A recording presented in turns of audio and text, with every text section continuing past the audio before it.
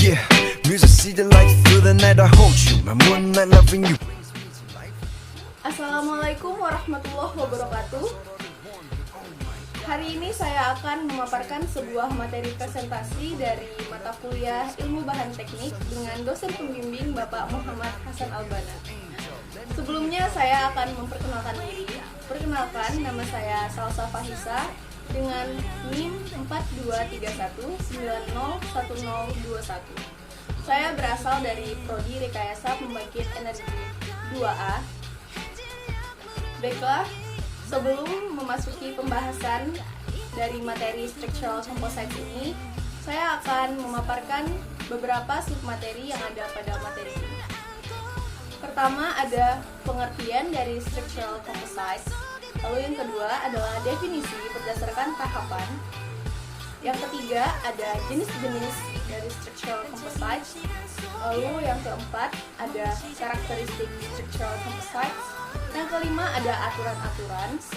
Yang keenam ada sifat-sifat dari Structural Composites. Dan yang terakhir, ketujuh adalah contoh penggunaan pada Structural Composites.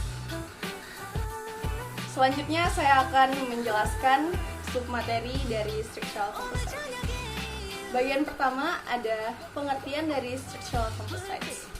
Structural Composites atau struktur gabungan merupakan struktur yang terdiri dari dua material atau lebih dengan sifat bahan yang berbeda dan membentuk satu kesatuan sehingga menghasilkan sifat gabungan yang lebih baik.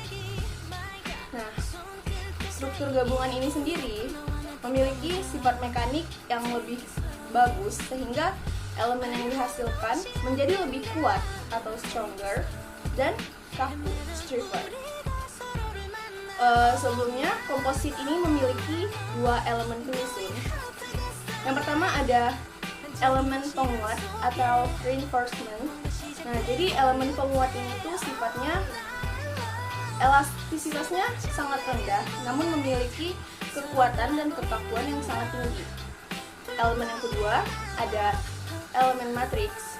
Nah, matriks ini sifatnya berbanding terbalik dengan elemen penguat tadi, yang mana matriks memiliki elastisitas yang lebih tinggi, namun kekakuan dan kekuatannya lebih rendah. Bagian kedua ada definisi berdasarkan tahap. Jadi karena pengertian Structural Composites ini juga sedikit luas, ada beberapa pendapat definisi dari para ahli. Nah, jadi ada 3 jenis tahapan di sini yang mendefinisikan Structural Composites itu. Yang pertama ada tahap atas. Pada tahap atas ini semua bahan yang terdiri dari 2 atau lebih atom yang berbeda itu dapat dikatakan dengan komposit, seperti contohnya alloy polimer dan keramik. Lalu tahap kedua itu disebut juga dengan tahap mikrostruktur. Nah, pada tahap mikrostruktur ini suatu bahan yang terdiri dari 2 atau lebih struktur molekul merupakan komposit. Contohnya itu seperti besi keluli yang merupakan alloy multifungsi yang terdiri dari karbon dan besi.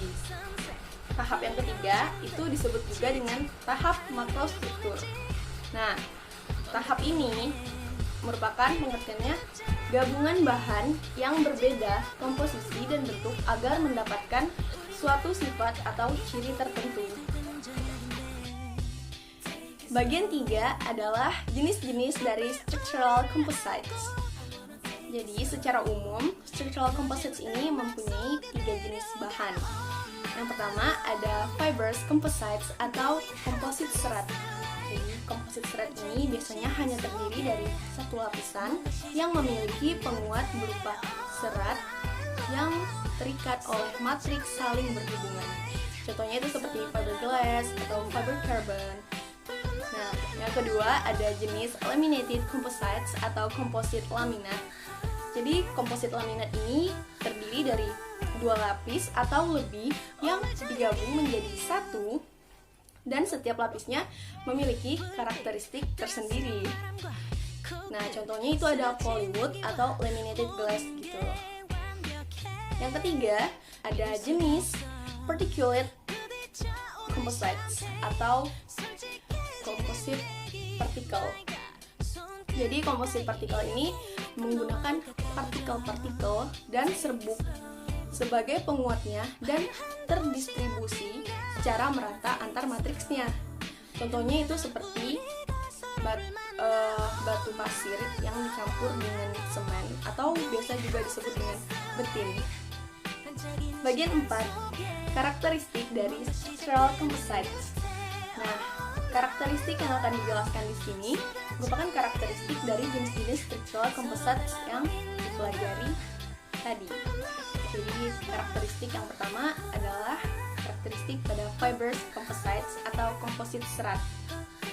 Jadi, kenapa kita menggunakan fibrous composites untuk bahan struktur gabungan? Itu karena serat memiliki daya efisien, lalu kuat dan kaku bila dibebani beban dan gaya. Jadi bahan komposit serat ini terdiri dari dua macam, yaitu ada continuous fiber dan yang kedua ada short fiber atau whisker. Jadi continuous fiber ini bentuknya panjang dan lurus serta membentuk lamina di antara lapisannya hingga memiliki kekuatan antar lapisan yang membuat sulit untuk memisahkan antar lapisannya.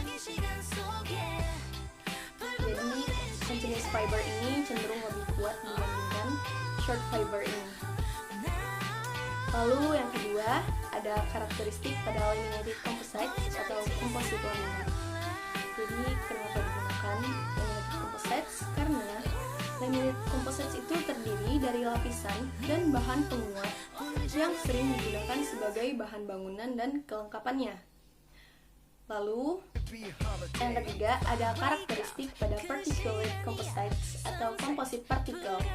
Jadi komposit partikel ini memang sifatnya lebih lemah dibandingkan bahan komposit serat karena sifat fracture toughness-nya lebih rendah. Jadi tapi keunggulan komposit serat itu adalah tahan terhadap kekurangan air serta tidak mudah retak. Jadi mempunyai daya pengikat yang baik antar matriksnya. Jadi bahan ini, komposit partikel ini biasanya itu digunakan sebagai pengisi dan bahan penguat seperti keramik gitu. Bagian 5 ada aturan-aturan dalam structural composites. Jadi, kenapa ada aturan? Karena dalam kebanyakan bahan konvensional itu seperti keluli, walaupun kuat, ia mempunyai density yang tinggi dan rapuh. Jadi, maka dari itu, sifat maupun karakteristik komposit ditentukan oleh beberapa hal. Yang pertama adalah material yang menjadi penyusun komposit tersebut. Materialnya harus sesuai seperti bahan-bahan yang telah disebutkan tadi. Lalu yang kedua ada karakteristik dari komposit itu sendiri. Nah, jadi karakteristik komposit itu sendiri biasanya ditentukan berdasarkan karakteristik material penyusun menurut rule of mixture sehingga akan berbanding terbalik secara proporsional. Lalu, yang ketiga adalah bentuk dan cara penyusun komposit. Nah, apakah komposit itu dapat memengaruhi karakteristik komposit atau tidak? Gitu. Yang keempat ada interaksi antar penyusun. Jadi, yang keempat ini, interaksi antar penyusun itu tuh akan meningkatkan sifat dari si komposit tadi. Apakah interaksinya saling mengikat atau bahkan jadi kayak menjauh gitu, jadinya mudah rapuh struktur komposit itu. Tuh. Bagian ke-6 adalah sifat-sifat pada structural composites. Jadi, structural composites ini mempunyai beberapa sifat-sifat. Yang pertama adalah memiliki modulus yang tinggi. Yang kedua, kemampuan untuk dirancang sesuai arah beban. Yang ketiga, tahan lingkungan dan korosi. Yang keempat, ada memperbaiki sifat yang bergantian dengan getaran. Yang kelima adalah ongkos pembuatan dan apakah komposit itu itu mudah untuk dibuat sesuai dengan kerumitan dan kemudahan pembuatannya. Lalu yang keenam ada efisiensi terhadap waktu dan biaya produksi. Ini berkaitan dengan sebelumnya ya. Lalu yang ketujuh ada meningkatkan keamanan struktur karena penyerapan energi. Nah, di bagian ketujuh ini, bagian terakhir, itu saya akan memberitahukan kegunaan dari structural composites di berbagai bidang kehidupan di dunia ini. Yang pertama, ada pada bidang penerbangan, itu biasanya struktur komposit digunakan pada komponen satelit, helikopter, dan pesawat.